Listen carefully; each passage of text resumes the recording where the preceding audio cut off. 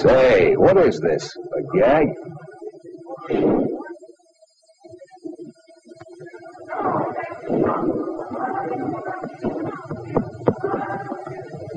No, it's no gag. It's as serious as death. It doesn't matter what this civilian does with his time. If he wants to toss a ping pong ball down a bowling alley, it's his business. But in your business, brother, it matters. You just don't use a .45 caliber pistol cartridge like this if you've got a tough job for a walloper like the 105 millimeter howitzer shell. Don't get the wrong idea. They're both good. But they have different jobs to do. Between them lies the whole range of infantry ammunition and all the destruction and death it can produce. These are your tools from now on, soldier. Take a good look at them. 30 caliber carbine. 30 caliber rifle and machine gun. 50 caliber machine gun. Hand grenade. Rifle grenade. Fragmentation. Anti-tank rifle grenade. Anti-tank rocket. 60 millimeter mortar. Fragmentation. 81 millimeter mortar. Fragmentation. 81 millimeter mortar. Demolition. 37 millimeter armor piercing. 57 millimeter armor piercing. Let's look at them one by one and see what you've got on your side. The smallest weapon in the infantry regiment, a .45 caliber automatic pistol. It's a quick-handling, rapid-fire weapon with a real wallop.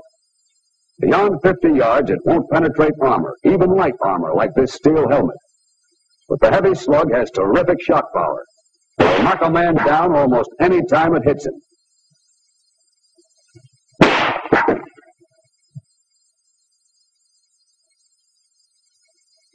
You can use it in a tough spot at close range. But the real bite of the infantry is 30 caliber ammunition. This is the stuff you're going to have to live with. You'll use both types, 30 caliber rifle and 30 caliber carbine. Take a look at the carbine first. It has replaced many pistols in the infantry regiment. It's most effective at short ranges, where you can fire 40 aimed shots a minute. At a range of 100 yards, this is what the carbine can do to a Nazi.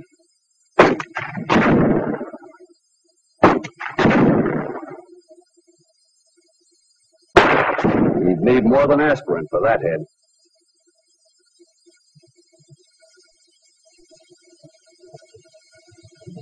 Those monkeys aren't all behind trees. Take your time. A lot of these guys are going to be dead if you take your time. Squeeze them off, make it good. Pretty handy, that carbine. Even though it weighs only 5 pounds, it's a killer if you know just when to use it. Don't try to knock out a tank with it. But if a truck like this comes along, 5 pounds of carbine can be more effective than a 5-ton roadblock.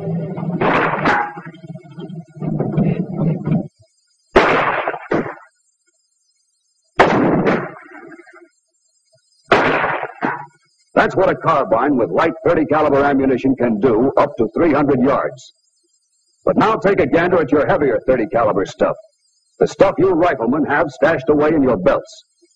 That's really something. It comes in 3 kinds: armor piercing, tracer, and ball. And soldier, it's going to be your best friend day in and day out. Whether you fire it with the M1, the 03, the M1917, the BAR, or a machine gun, the penetrating force is the same: murderous. Remember what the carbine did to this German helmet?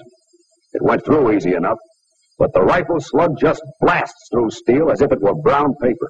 Yeah, and it can do a lot more than plow through a helmet. For instance, that looks like pretty solid cover, doesn't it? An oak tree 12 inches thick. Now watch that bucket.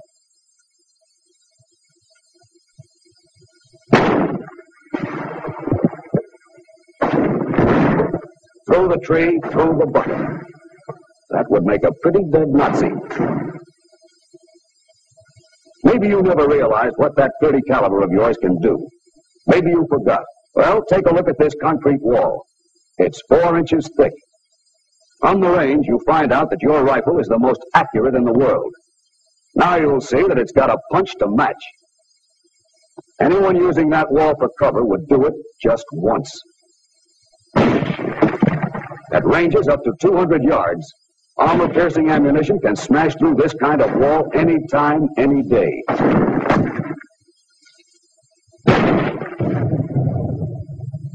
Brother, that .30 caliber stuff is your right arm. .30 caliber ammunition doesn't look like much of a match for this brute, does it? Well, it isn't. But you can always use your head, too.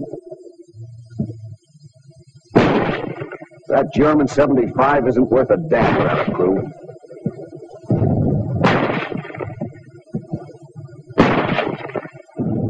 Sure, the gun's still there, but so is your rifle. Plug the recoil mechanism. Or smack him in the eye, knock his sights out. That's a pretty sight, a blind German gun. You can put the clincher on it, knock it out for keeps with an incendiary grenade.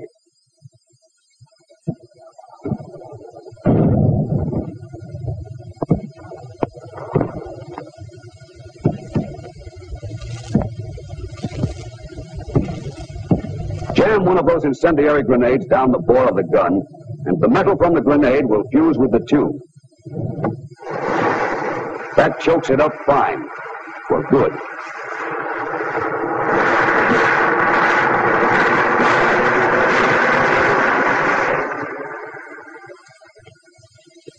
Plenty or nothing.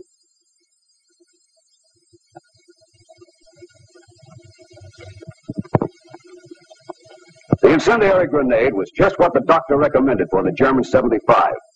But you've got another prescription for the boys themselves. The fragmentation grenade. It's very useful for treating them when they're bunched, like these guys.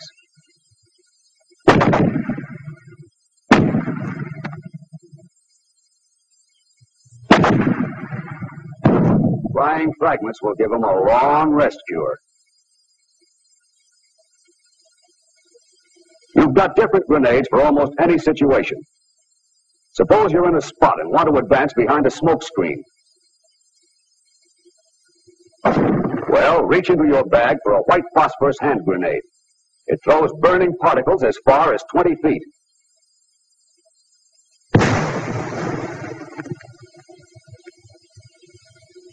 It's not meant to be an offensive weapon, but a hot shower like this is nothing to get caught in. A few drops on his skin will make him wish he were dead. If enough fall on him, he will be. What if you find a Nazi pillbox staring you in the face and you want to take care of it without being seen? There's one more GI grenade. The Army calls it the frangible grenade with the FS filler. But if that sounds like double talk to you, just remember this.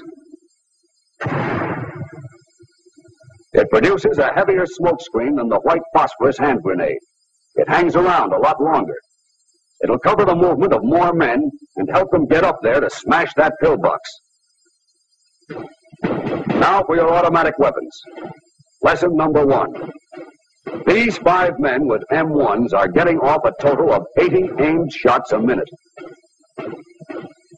This man coming up with the automatic rifle, the BAR to you, can also fire 80 shots a minute, himself. That'll give you some idea of the destructive power of your automatic weapons.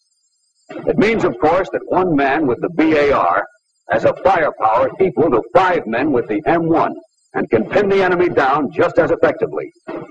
The 5 riflemen are now free to maneuver. They can come around and try to hit him on the flank.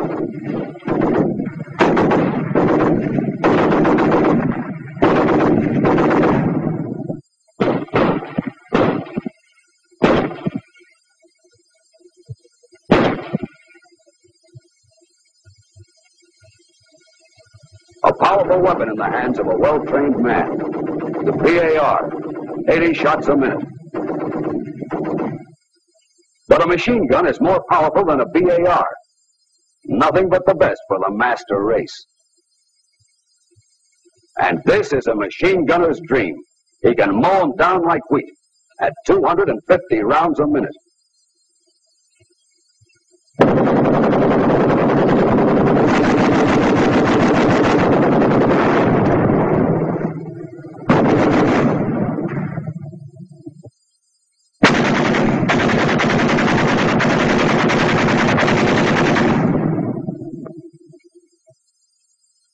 That's still the same .30 caliber you've got socked away in your cartridge belt. Coming out of your M1, it's deadly, sure. But when it's pouring out of a machine gun, light or heavy, it can make a man look like a sieve in a matter of seconds. Machine guns can tackle all kinds of targets. For example, it's got plenty of pepper for a dish like this.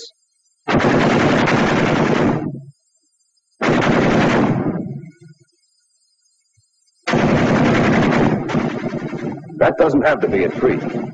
Your machine gun can do a lot more to something that's breathing.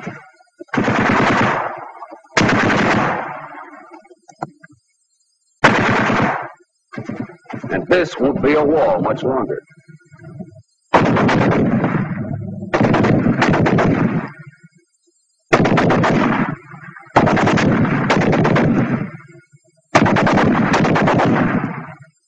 But the main job of a heavy machine gun is to cover an area with bullets.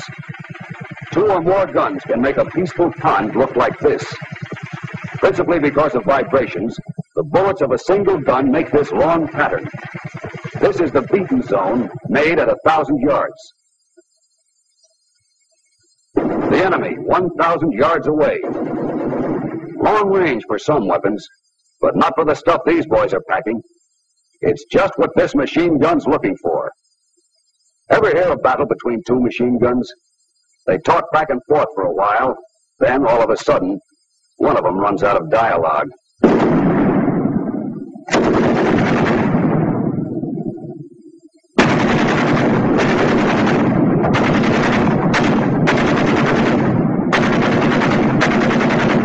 Our machine gun has a good position. It's protected from flat trajectory fire. But the enemy has mortars. And mortar fire is high-angle fire which can slam down from the sky.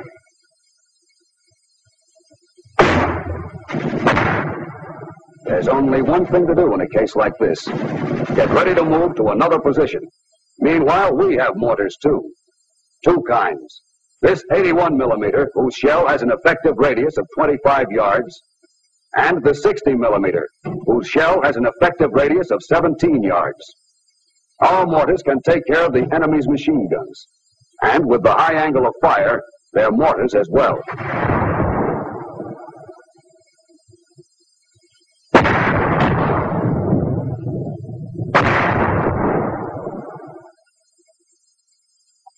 Of course, an exploding mortar shell can kill. But let's see just how convincing it can be. The overhead cover for this command post is 2 feet thick, made of dirt and logs, and a swell target for the 81 millimeter heavy high explosive shell. The shell weighs 10 3/4 pounds, and it's equipped with a delay action fuse which explodes after penetration.